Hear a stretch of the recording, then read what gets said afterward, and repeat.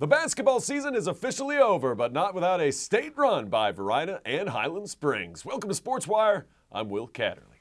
We start with the Blue Devils, where their road to a possible repeat championship began at Glen, taking on a talented Green Run team from the beach. It didn't take long for the Blue Devils to hit their stride. So round one and number one, Kennard Richardson, boy, did he have a ball game, taking on the Green Run Stallions of the 7-5-7. They were the runner-up on that side of the bracket on the East Coast. First quarter, Varina had it going in a lot of different ways. One way was Mr. Jason Nelson. He connects for two. And then, well, this guy's pretty special for Green Run. Hits the three ball and gets fouled. 4-point play for Ashley James, the leading scorers on the night for Green Run. But Varina got everything they wanted offensively on this particular night. Once again, Richardson connects for two, makes the 3-point play because he was fouled. How about some defense? We got that too. A.J. Williams to the rack, lays it up and in. Blue Devils in business against Green Run. Still in the first quarter. You've seen this before. Tyrese Jenkins, the money ball, good. He hits the three. Varina in control then. Williams to the rack. Big man move. And he makes it. And Varina looking to make mincemeat out of Green Run. How about Williams again? This time the extra pass, the dish. No, but even on the offensive glass, Varina was dominant. That time, number 10, Jordan Hernandez. Donkey and company have a 10-point lead, 18-8. But the Stallions refuse to go away. This guy's one of the reasons why. Jacob Cooper for three. Later, how about some alley-oopskis? Oh, my goodness! Send it in! Charles Tart with the sweetness. Back comes Cooper. He connects for two. Green Run would go on a run, but it would be stymied by the Blue Devils' execution. You're not going to guard him. He can make him. He does. Kennard Richardson says, yeah, I've got three fingers up in the air. That means I got 3 points. Yet you are correct. Cooper above the sprawling Tyrese Jenkins. Wow. What a player for Green Run. Cooper stolen this time. And all the way up and in. Count that for two. Kennard Richardson. Double digits for him on the night. He was big. Nelson came up big when he needed to. He scores two. More Blue Devils. Still second quarter. Yeah, a lot of points in the second. Tyrese Jenkins connects. Jenkins isn't finished. Jenkins. I'm going to step back and hit a three on you. Boom. Got it. Nothing but nylon. Yeah, that's three. Blue Devils in command, 33-26. We go to the third quarter. A.J. Williams from deep. Everybody putting it in here. But Green Run played a great basketball game, and I do mean great. Mr. Cooper for three. Then, check out the ball movement. No, but the stick-to-itiveness. Charles Tart gives it away. And the rebound put up and in by Ashley James. Count it. And the foul. And don't look now. Here come the Stallions. A three ball from deep from Cooper. 46 all after three quarters. Fourth quarter, though, Varina owned it. Great run by Green Run, but too much for the defending champs. Tyrese Jenkins, spin move, hit the X button. That's good for two. And it was just way too much. Varina, get ready for this. This will be on top place for March because this was a March play. Slamma jamma! Hernandez taking care of business. And Varina takes care of Green Run and advances to the semifinals. 75-62. That's your final. Meanwhile, the Lady Springers were also out for a first-round state victory, taking on a team with a very familiar style of play in Hampton. After a slow start, it was a second-half surge that made all the difference. Highland Springs Springers and Kamaya Williams and company taking on the Hampton Crabbers. Also played at Glen High School. And you know something special is going to happen when George Lancaster is in the building. Longtime head coach for the Highland Springs boys team, won a state title. Hampton looking to win a state title. They're playing really good. Jayla Herp inside for two, and then outside, Crabbers Had it crawling and going. Number 3 got it. Lene Stokes, and she's stoked. Hampton, again, inside. That works wonders too. Candace Johnson connects for 2. It was all Hampton early, but Highland Springs got big buckets when it mattered, especially from Sydney Boone, number 2. Sydney Boone doing it again and making it rain from deep. That 3 is good. More Springers. This time they go inside. We talked about her from the beginning. Kamaya Williams had a huge game. 14-12, a 2-point lead. We go second quarter. Springers up, facing that Hampton trap. Very similar to what the Springers do. And Hampton gonna do what Highland Springs does best. It also happens to be what Hampton does best. Score after the turnover. Sierra Bell. Later in the second, another turnover. Here come the Crabbers. That's way off, but she redeems herself. Gets the rebound. Deja Thompson. Hampton back in front. Springers respond. 3-ball from the corner. Got it. India Daly dials long distance. Still in the second. Springers still on the move. The inside pass. Big buckets when it mattered for Ayanna Rogers. She was a force inside for the Springers. And you can never forget about her, can you? The senior. One senior on this team, Jalen gathers. She gathers 3 more for the Springers. Highland Springs looking good, feeling good, and trailing 26-25 after one half of play. Second half. Springers settle down a bit, Coach Harris would say. Ayanna Rogers on the offensive glass gets that to go. Highland Springs back up on top. Hampton. Now the Springers going to do to Hampton what Hampton did to them in the first half. The steal and the score. Sydney Boone connecting again. Williams led all scorers with 12 for Highland Springs. Step back 3. Are you kidding me? I didn't know that was in her repertoire. That was in her arsenal. But she cans it. 41-32 Springers after 3. 9-point lead Crabbers. Not going away. In a hand in the face, and she still nails it. Danielle McTeer. Then, little defense. Crabbers not done. All the way to the rack. Scoop it, score it, got it. Hampton within a bucket. Highland Springs, though, as they did all game long and how they have handled themselves all season long, they would respond. Number 15, the 3-ball got it. India Daly, a huge 3 at that point, because Hampton still dialing up the pressure and making it work. That's good for 2. Hampton in transition. Hampton gets that to go. They were down 5. That would put them down just 3. But every time Hampton got oh so close, it was like Highland Springs was going to get away. I don't know this time, though. The bucket again in transition. And the Crabbers just down 1. What do the Springers do? They respond. Ayanna Rogers, huge down low when it mattered. She connects for 2. And then, how about this shot from deep? Got it to go. That is a dagger. Kamaya Williams, have yourself a game. Springers advance to the semifinals, beating Hampton 55-49. Yeah, it was like looking in the mirror and looking at each other. We both play the same defenses, the same offense, same press. So, yeah, it was like mirror images of each other. We just had to get, settled down just a little bit. Big game jitters. And then once we got moving on offense, we were okay. We stick with hoops when we come back as Varina and Highland Springs were playing ball in a league of their own. I'll explain straight ahead. Morning, Gary. We are GetSchooled.com. You want a college education, don't you? You know you do. Yeah, but I don't know where to start. That's why we're here. We're free, handsome, I think we're breathtaking. and here to guide you through every step of the way, starting with attendance. Gary, financial aid forms. Biology homework, G. I got this. Is that Bran?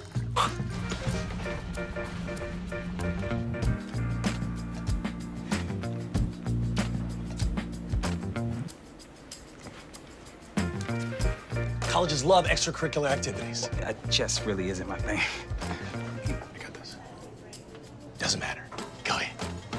Picking a college, man. You and us. We go together like tacos and Tuesday. And I love tacos. Fire and ice. Those don't really go together. Go to getschool.com for more info.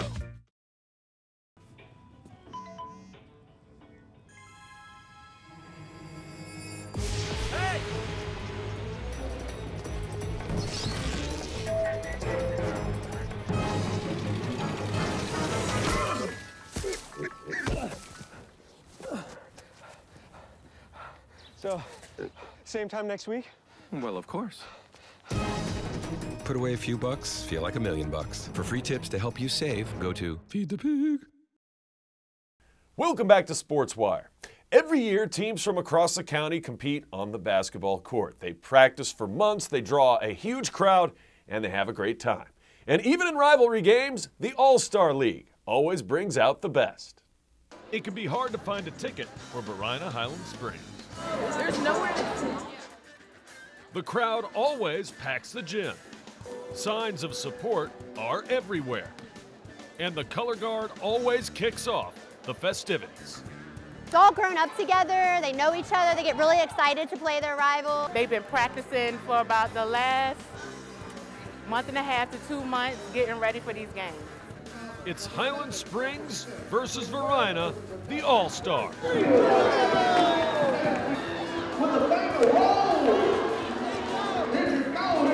It's my 24th year of announcing these games. It does not get any better than this.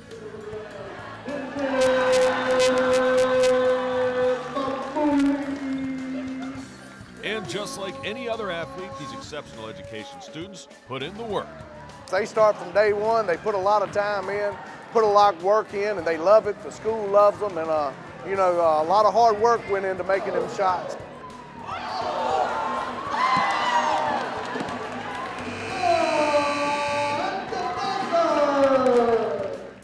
And it's all in the name of having a little fun. It gives them a chance to be able to do something fun and have everybody in the school cheer them on and just make them feel good. Every Thursday, teams across the county play. At halftime, they dance. And for a few hours, everyone is involved in something pretty special. They love that the fans come and support them. All these kids that come out from their classes, it excites them even more about what they're doing. The bottom line in these games, there's no losing these games. All of them are champions, so you can't beat it. You've probably heard of Read Across America, All Henrico Reads, or just Dr. Seuss Day. All stress the importance of reading and education in general. But adding sports with reading was truly a great combination for plenty of young readers at Greenwood Elementary. Greenwood Gators filled the gym, and it wasn't on a whim. It kind of came as a surprise because our teacher was like, we're going to go to an assembly about reading with the Jaguars. Glen Allen's football team had plenty to say just before Dr. Seuss Day. When I decided to play football, I didn't think that I would get this far. I was just playing so I could make sure I could leave high school without saying I could have, or I could have done this, or I could have done that. But when it came time for colleges, they take their grades very serious. If you don't have the grades, I don't care how good you are, you're not going to play. So the Jaguars grabbed a couple of books from a corner gym nook. It was very fun because we got to see the Glen Allen football team, and personally I love football, I play the sport, and it was very fun to see them teach us what's fun about reading. These high schoolers have plenty of fans, and it's all part of the Tackle Reading Plan. I don't know if high school football kids realize that they're local heroes to a lot of these little ones that are looking up to them in academics and in sports and their next phase of educational career. There were drummers and jumpers and speakers to hear, whose message definitely stuck between this young man's ears. It was amazing. It was a great experience for me, and I'm sure it was a great experience for everybody back in the gym. Back in the gym where the reading was fun, and for Principal Stein, this meant a ton. Seeing the high school kids have fun reading the books can inspire our kids to come to the library, check out a book.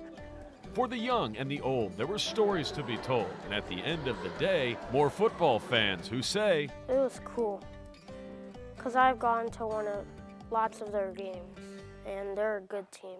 School comes first, not sports. You can't do sports without school. As the calendar has turned the page to March, we look back at February for top plays of the month. That and more coming up. Now for another 2-minute history report. We all know about the blockbuster, World War II, the famous attacks, the military heroes. But what do you know about the prequel, the First World War? At the time, they didn't call it World War I. No one ever imagined there'd be another.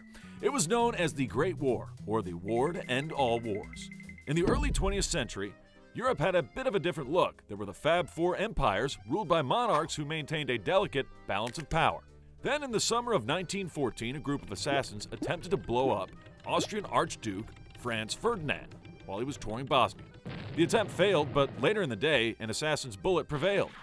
In retaliation, the Austro-Hungarian Empire declared war on Serbia. Russia immediately came to Serbia's support, which motivated Germany to declare war on Russia. Before long, France, Belgium, Luxembourg, and Great Britain were involved. Jolly good. Everyone polarized into two groups, the Allied powers and the Central powers. New technologies dominated this world conflict. Tanks, machine guns, and airplanes changed the way armies battled. Trenches and tunnels became the new strategy, although that led to soggy problems. The British and German navies dominated the seas. Then in May of 1915, Germany sank the Lusitania, killing 128 Americans. President Woodrow Wilson demanded Germany change their tactics. I demand it. Germany appeared to comply, but later offered to finance Mexico in a war against the U.S., so the United States joined the war. Oops. A year later, on August 8th, the Allied forces began the 100 Days Offensive. This series of assaults forced the German forces back and eventually led to the war's conclusion. On the 11th hour, on the 11th day of the 11th month, a ceasefire went into effect. Then came the Treaty of Versailles and the formation of the League of Nations. This war changed the landscape of Europe. Monarchs were out, the four great empires were gone, and new countries emerged. So here it is in a nutshell. Europe used to be led by the Big Four, until a bullet made Franz no more. Conflicts arose, triggering numerous hawks. Success meant machine guns, tanks, and dry socks. The ceasefire became a celebrated day, although the next war was just a few years away. That was World War I in 2 minutes. Welcome back to SportsWire. Let's go up-tempo. Varina's basketball season came to a close after a state semifinal loss to Maury 74-61. It was still an amazing season for the Blue Devils, who amassed a brilliant record of 25 wins to just 2 losses. Tyrese Jenkins scored 16 against the Commodores, while A.J. Williams added 12. The Lady Highland Springs Springers were also eliminated by Princess Anne 74-33. Sydney Boone led the Springers with 12 points and finished the 2018-2019 campaign as regional champions, who only had one senior, so the future is bright. While hoops is now over, the all-region teams have been determined. Varina's Tyrese Jenkins joins teammate Anthony Williams as first-team selections. Jenkins was named Player of the Year, while Varina head coach Andrew Lacey is Coach of the Year. Jaume Ested of Henrico and Jordan Crump of Highland Springs also made the first team. On the ladies' side, there were several first-team selections, including Brianna Payne of Tucker, Sydney Boone and Jalen Gathers of Highland Springs, Cesaria Jones of Hermitage, Sanaya Parker of Varina, and Glen Allen's Carmen Betts. And finally, it's with great sadness that football coach Gary Chilcote has passed away at the age of 70. Chilcote was head coach at Varina from 1999 to 2007. He led the Blue Devils to 3 regional championships and 91 wins. He also was an assistant at Highland Springs, Henrico, Deep Run, and most recently Godwin. He was a great man who has touched hundreds of kids' lives in the most positive of ways, and we wish his family nothing but the best. Well, there's no easy way to transition from that. Top plays of the month, though, coming at you. They're overdue. Number 5, top plays from February. Cesaria Jones. Jones in for 3, and that's just a 3, right? No, it's pretty significant. Why? That gets her 1,000 points for her career. Number 4, congratulations to Cesaria. How about Melina Ringus? Let's do regional gymnastics, shall we? From deep run on the bars. She did so well. Check it out. An 8.925 for the win. Number 3. We go to state track. Ali Ibrahim in the boys 1600 final straightaway. He takes first place for Glen Allen. Number 2, it's a twofer. We're going to go back to state track because in the 1600, nobody did it better than Deep Run's Lily Snow. She did so well, she takes first place in state in the 16, and then later wins the 1000 as well. Meanwhile, I said it was a twofer. Britton Wilson, dominant for Mills Godwin. She absolutely destroyed the competition, winning the 500, and she wins the 300 as well.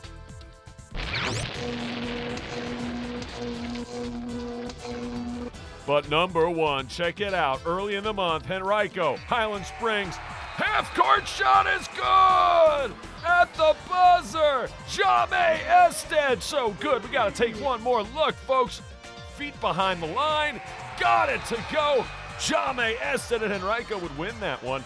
And the three-pointer from half-court is always going to be good enough for top play of the month. Remember, if you have questions or comments about the show, just send me an email to this address, sportswire@henrico.k12.va.us. And you can always follow us on Twitter. I can't wait to see you next time on Sportswire.